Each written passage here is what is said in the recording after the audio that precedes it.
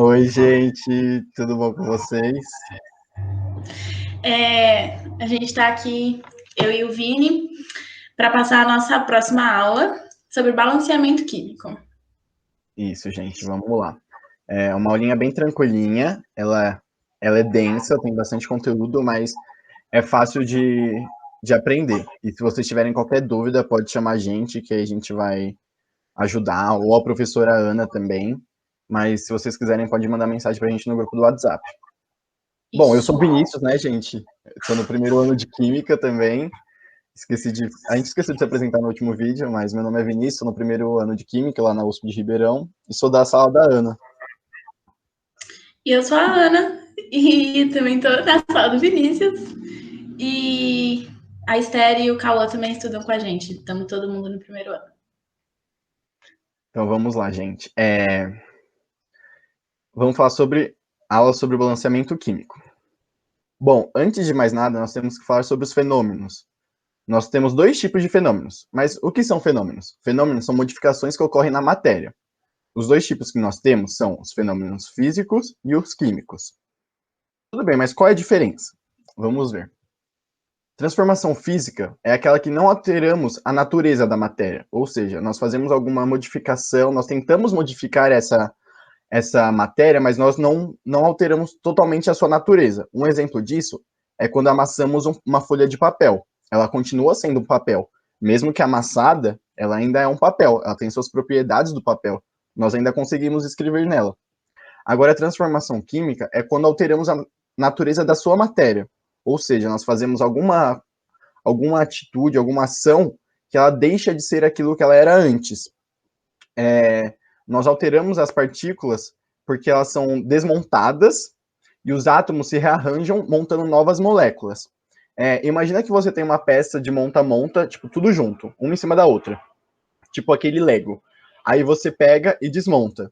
Então, a gente desmontou e vai tentar montar de novo depois.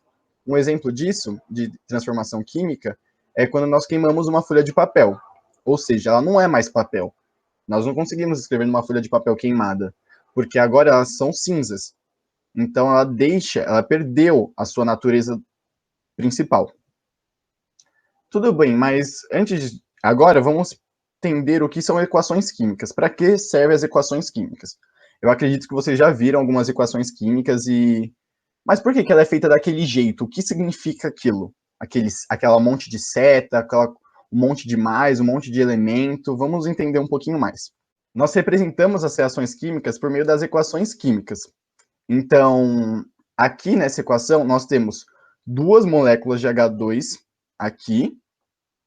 Esse maisinho significa que reage. Nós lemos reage. Então, duas moléculas de H2 reagem com uma molécula de O2, produzindo, essa setinha significa produz. Então, nós produzimos duas moléculas de água, que é H2O. Os elementos que estão antes da nossa setinha, eles são os nossos reagentes. E os que estão depois são os nossos produtos.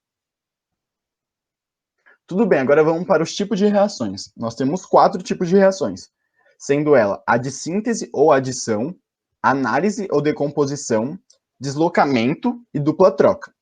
Eu vou explicar agora uma por uma. A primeira, a reação de síntese ou adição. Nós colocamos uns exemplos de letras para ficar mais fácil para vocês captarem, e depois embaixo colocamos alguns exemplos químicos. A de adição, nós temos dois reagentes, tipo, o A reage com o B, produzindo o AB. Um exemplo químico disso é essa molécula de H2 reagindo com O2, produzindo duas moléculas de água. Mais para frente, vocês vão entender o que significa esse númerozinho em frente da molécula de H2, que é o coeficiente estequiométrico. Agora nós temos a reação de análise ou decomposição. Ela é o inverso da adição. Então é como se nós tivéssemos os nossos produtos transformados, levando para o reagente. Então, aqui nós temos o AB produzindo o A mais B. E aqui nós temos o mesmo exemplo. Então, nós temos duas moléculas de água produzindo duas de H2 mais reagindo, né, com O2. mas a gente tem que ficar esperto, porque não é sempre que acontece isso. Não é em toda reação que acontece o inverso. Esse aqui, no exemplo da água, é um exemplo que nós conseguimos ter o inverso, mas não é sempre que isso acontece. Agora, nós temos a reação de deslocamento.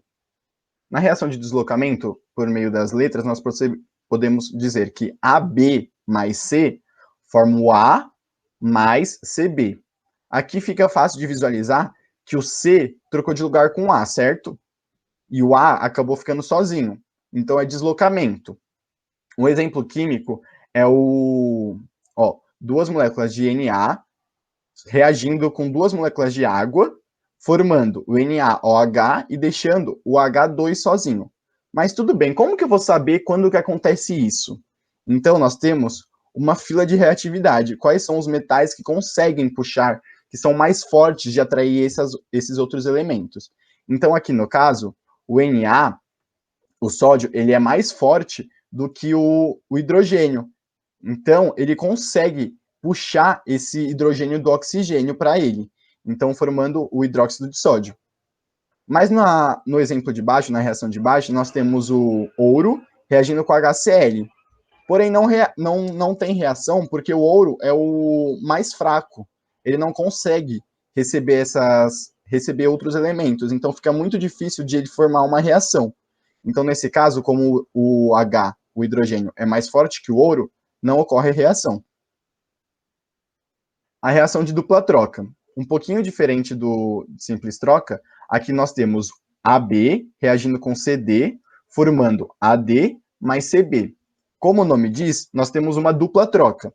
No outro caso, um elemento ficava sozinho. Nesse caso, não. Nós temos a troca de dois elementos. Então, o A troca com o D, formando AD, e formamos CB, trocando o A pelo o D pelo B. Um exemplo químico disso é o NaOH reagindo com HCl, formando NaCl mais água. Mas nós temos que tomar cuidado nisso também, porque não é sempre que acontece esse tipo de reação. A substância AB está em uma solução, e dessa forma é que temos, na verdade, são os íons Ha+, que são os cátions, e o B-, que são os ânions. E eles estão separados um dos outros. Imagina na solução, eles estão soltos. A substância CD também está em solução. Portanto, também temos os íons C+, e D- separados. Quando juntamos as duas soluções, estamos promovendo uma grande mistura entre os íons. Então, imagina dentro de uma água, nós temos o H+, o B-, o C+, e o D-.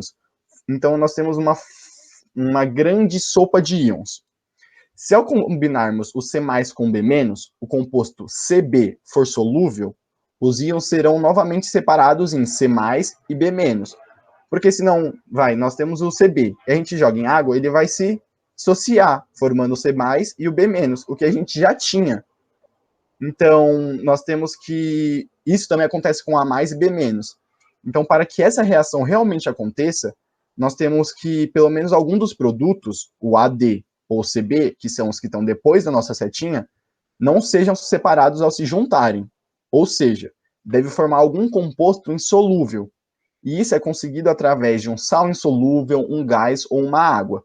Nesse caso aqui, nós formamos a água. Não formamos o H2O aqui? Então, o NaCl, então essa reação vai ocorrer. Mas nós devemos tomar cuidado, porque se os dois foram solúveis, não acontecerá porque eles vão se reunir novamente, formando a mesma coisa do que antes.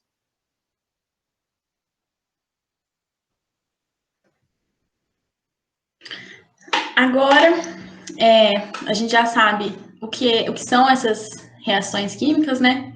Mas tem o balanceamento delas. Como que a gente balanceia elas? E o que é balancear? É igualar a mesma quantidade de átomos que a gente tem de um lado, a gente tem que ter do outro. Então, por exemplo, como está na imagem, a gente tem um átomo de carbono com 2 átomos de oxigênio e forma CO2. Do outro lado, também vamos ter um átomo de carbono e 2 átomos de oxigênio. Então, ela está igual. E a gente faz isso por meio do que o Vini falou lá atrás, dos coeficientes estequiométricos. É o que a gente muda na frente dos átomos. É um número que vem, né, do lado esquerdo dos átomos. No caso aqui de todos, são 1. O 1 não aparece, mas ele está ali, porque a gente tem uma molécula de carbono, uma de O2 e uma de CO2. Pode passar. E como é que a gente faz isso? É muito fácil, é um esquema muito simples. A gente basicamente checa esses números de átomos dos dois lados, e o que não tiver certo, a gente vai ajeitando. A gente vai diminuindo ou aumentando conforme que precisar ali na reação. Então, por exemplo, na síntese de amônia, que é essa equação, que a gente junta N2, H2 e forma o NH3. Quais são esses coeficientes estequiométricos que correspondem ao X, ao Y e ao Z? Quais são os números que vão no lugar dessas letras? Pode passar, né? Então, por exemplo, vamos primeiro, lá no comecinho da folha, fazer essa análise de quantos átomos tem em cada elemento ali. Aí a gente vai ter 2 de nitrogênio, 2 de hidrogênio. E do outro lado, nos produtos, nós temos 1 de nitrogênio e 3 de hidrogênio. Então, tem uma diferença. É o que a gente vai precisar arrumar. A gente arruma sempre o que tem menos quantidade. Então, a gente quer aumentar essa quantidade de 1 e essa quantidade de 2 no hidrogênio. A gente vai precisar igualar. Vamos começar pelo nitrogênio, que está em primeiro ali. Batendo o olho ali no 1 dele, eu preciso transformar ele em 2. Então, é muito fácil eu ver que se eu multiplicar a molécula inteira de NH3 por 2, eu já vou ter 2 átomos de nitrogênio.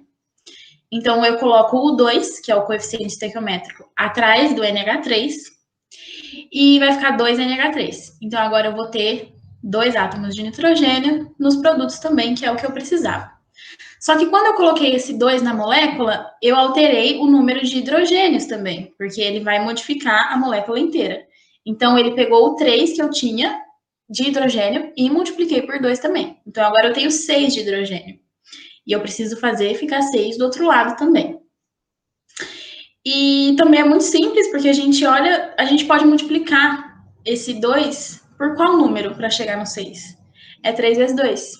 Então, eu coloco um 3 na frente do H2. Vai ser o coeficiente estequiométrico. Então, a molécula balanceada vai ficar N2 mais 3H2 forma 2NH3. Então, os coeficientes são 1 do N2, que não aparece, 3 e 2. Tendo como base isso, a gente consegue entender um pouco de estequiometria também. E o que é a estequiometria? É quando a gente tem um cálculo de qualquer quantidade de substâncias na reação química. Então, quando a gente pega produtos e reagentes numa certa quantidade, eles têm uma proporção, sempre, uma proporção fixa. E variando essas proporções, adicionando mais reagente, ou tirando, ou colocando produto, a gente modifica toda essa reação. E estequiometria é fazer o cálculo dessas mudanças.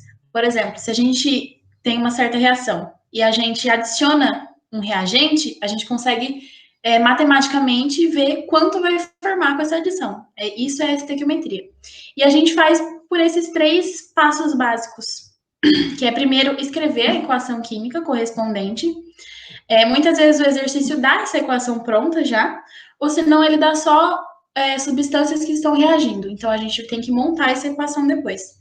Balancear esses coeficientes, porque eles fazem diferença na hora da conta.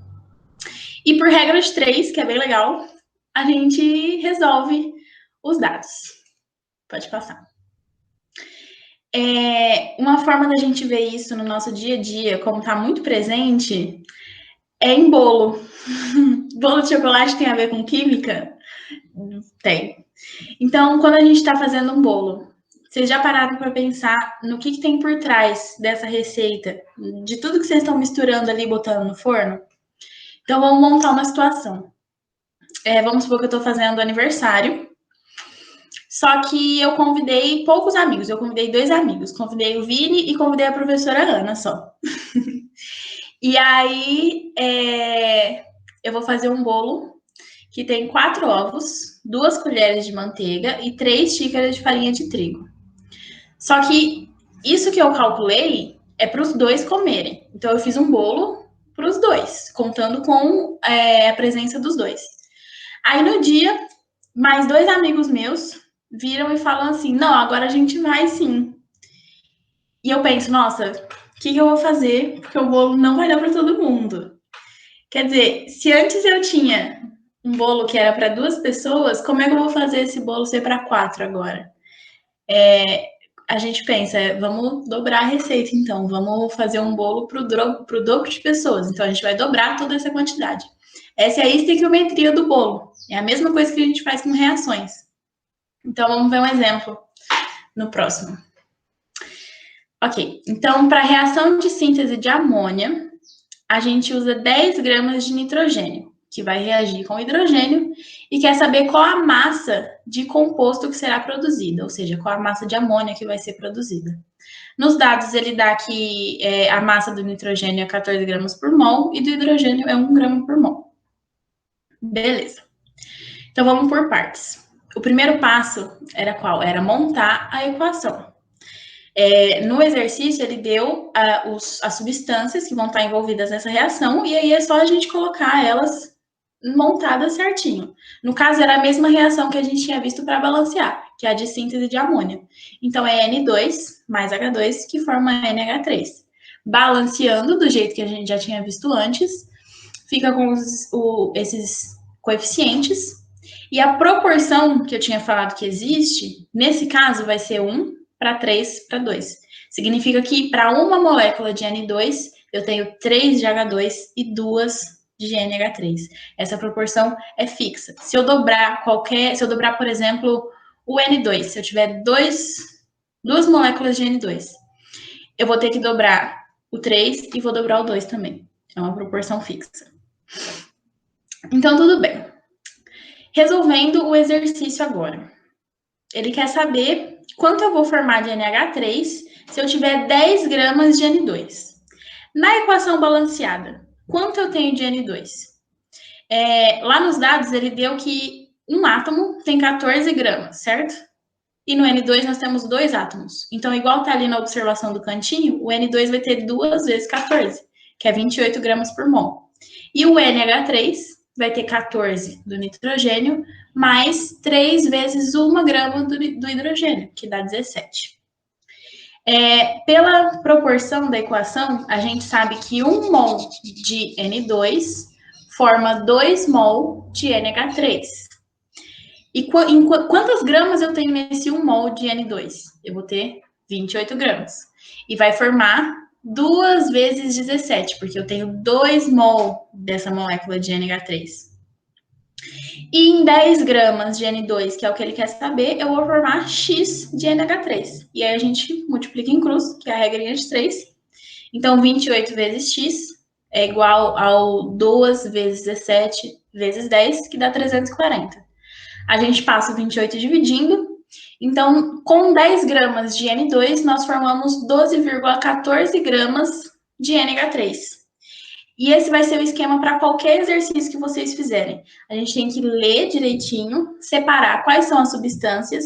Se o exercício não tiver dado a reação, a gente monta ela, confere o balanceamento, não esquece de conferir o balanceamento. Porque se a gente não tivesse balanceado aqui, por exemplo, já ia ter dado errado a massa do NH3. Então, é muito importante. E fazer essa comparação de quanto eu tenho e quanto eu formo, e quanto ele quer que eu use, quanto vai formar. É sempre essa regra de 3, sempre esse esqueminha. É muito simples. Eu acho que é importante, Ana, isso mesmo que você falou, de frisar a questão do coeficiente estequiométrico, né? Porque, como vocês podem ver, a Ana colocou ali, ó, 1 mol de N2 forma 2 mol de NH3. E como ela falou, se ela não tivesse feito o balanceamento, isso já daria errado, certo? Daria, porque aí a gente não ia ter 2, a gente ia calcular com 1 mol só, porque a gente não ia nem ver o balanceamento, e ia dar uma quantidade mais baixa. Então, a gente precisa prestar atenção. Sim, se a gente tivesse feito pela primeira equação ali da folha, que não está balanceada, tá 1 para 1. Então, a gente não precisaria colocar esse 2. Só que é importante o balanceamento por conta disso. Era basicamente isso, galerinha. Muito obrigado pela presença. Espero que vocês tenham gostado. E qualquer dúvida é só chamar a gente, né, Ana? Sim, se vocês precisarem de alguma coisa, vocês podem falar para a gente, alguma dúvida, ou com a professora Ana, se vocês preferirem. E a gente vai montar uma pequena atividade, coisa simples, com essas coisas que foram passadas, junto com a matéria que o Cauã e a Esther passaram para vocês semana passada. Mas vai ficar pequeno, vai ficar tranquilo, é só para vocês pegarem o jeito mesmo, porque é treino. Essa parte é treino, não é difícil, prometo que não é difícil. Sim, é bem maçante também, né? O quanto mais você fazer, mais fácil você vai pegar, e é isso que você vai usar pro. Química é isso, gente. Essa regra de 3 vocês vão usar para a vida, para o curso inteiro do ensino médio, vocês vão usar a regra de 3 de Química. Regra de 3, rainha e o resto nadinha. Então é isso, gente. Obrigada. Qualquer coisa Obrigado. vocês falam pra gente. Tchau, tchau.